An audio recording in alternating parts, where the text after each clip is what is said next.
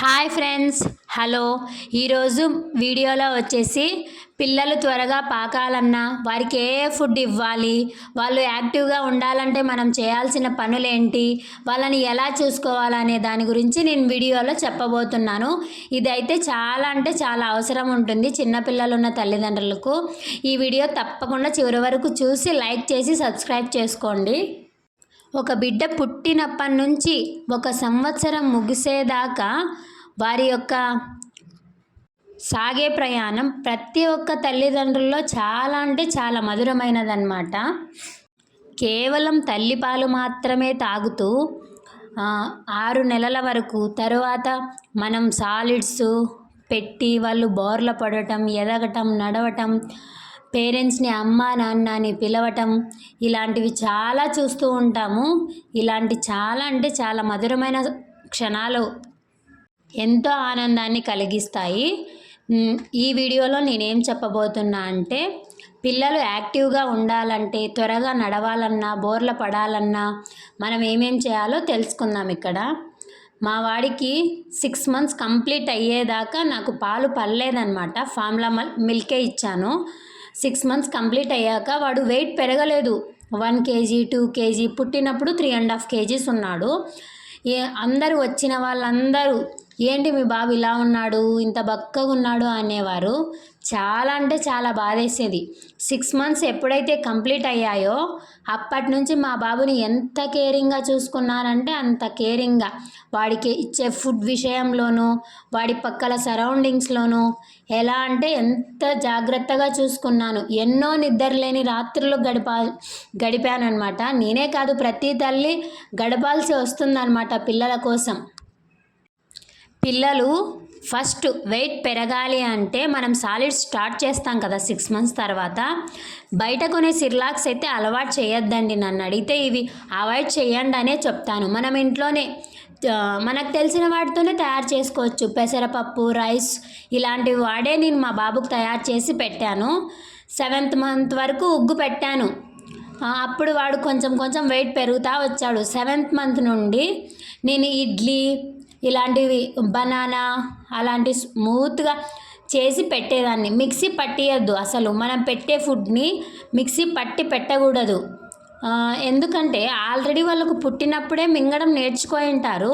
మనం నేర్పించాల్సింది ఏంటి, ఇంకా మింగడం.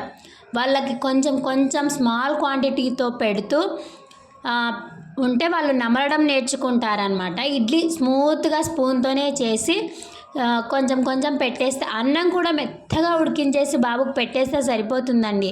ప్రతి ఒక్కరూ చేస్తారు. మిక్సీ అయితే పట్టద్దండి. ఫస్ట్ 6th మంత్లో అయితే క్యారెట్, బీట్రూట్, పొటాటో ఇలాంటివి అయితే మిక్సీ పట్టి పెట్టండి. ఎందుకంటే వాళ్ళు తినలేరు కాబట్టి. బీట్రూట్ అనేది బ్లడ్ ఇంప్రూవ్మెంట్కి, క్యారెట్, పొటాటో ఇవన్నీ చాలా అవసరం బేబీకి. బనానా, నేనైతే బనానా 2 డేస్కి ఒకసారి ఒక బనానా పెట్టేదాన్ని. 8th మంత్ దాటాక ఎగ్ పెట్టడం నేర్పించాను వాడికి. తింటున్నాడు, పర్లేదు, వాడు అన్నీ తినేస్తున్నాడు. ఫుడ్ మ్యాటర్లో అయితే మీరేం టెన్షన్ తీసుకోకండి. మనం తినేవే కొంచెం మెత్తగా చేసి వాడికి పెట్టేస్తే తింటూ ఉంటారు పిల్లలు. మనం ఏవేవో బయట నుంచి తెచ్చేసి మా బాబుకి ఇవి పెట్టాలి అవి పెట్టాలి అనేది ఏంలే. మనం ఇడ్లీ చేసుకుంటే అదే ఒక 2 ఇడ్లీ తీసుకొని మెత్తగా స్పూన్తో చేసేసి వాడికి పెట్టేస్తే సరిపోతుంది. అలానే నేర్పించాలి. ఇప్పుడు నేర్పించిన అలవాట్లే వాళ్ళు నేర్చుకుంటారు. మా వాడైతే 4th మంత్కే బోర్ల పడ్డాడనమాట. ఇంట్లో ఎవ్వరు లేకపోవడం వల్ల ఎవ్వరు ఎత్తుకునే వాళ్ళు కాదు. మా ఆయన డ్యూటీకి వెళ్ళిపోయాక వాడి కింద వేసేసి నా పనులు నేను చేసుకోవాలి. పిల్లల్ని అయితే ఎంత వీలైతే అంత తినిపించేటప్పుడు మాత్రమే దగ్గర పెట్టుకొని కిందనే అలవాటు చేయండి. మనం ఎత్తుకోవడం అలవాటు చేసామంటే వాళ్ళు త్వరగా పాకలేరు, నడవలేరు, ఏం చేయలేరు అసలుకి. కింద ఎంత వీలైతే అంత కింద వేస్తే వాళ్ళు ఎంత హుషారవుతారంటే అంత హుషారవుతారు.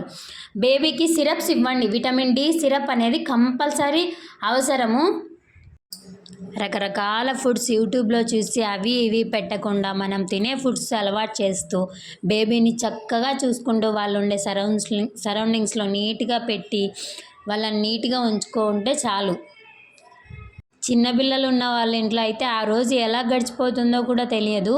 మరీ ముఖ్యంగా ఆ 1 year ఎలా గడిచిపోయిందో కూడా అలా ఉంటాయండి. నాకైతే మా బాబుకు 9 months.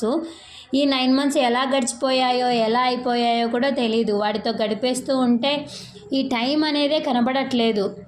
మనకు స్వీట్ మెమొరీస్ తర్వాత వాళ్ళు పెద్దయ్యాక మనతో ఉండరు కదా, ఎలాగో వాళ్ళ జాబ్లు, కెరీరు, స్టడీ అంటూ వెళ్ళిపోతూ ఉంటారు కదా. సో ఇప్పుడే అండి మన పిల్లలకి మనం చూసుకోవాలి. పిల్లలు ఉండే చోట మనం ఎంత జాగ్రత్తగా చూసుకోవాలంటే అంత జాగ్రత్తగా చూసుకోవాలి. వాళ్ళు ప్రతిదీ నోట్లో పెట్టుకోవడానికి ట్రై చేస్తుంటారు. పేపర్లు అలాంటివి ఎంత ఒక కన్ను వేసి పెట్టుండాలి. మనం ఎంత బిజీగా ఉన్నా వాళ్ళ మీద ఒక కన్ను వేసి ఉండాలండి.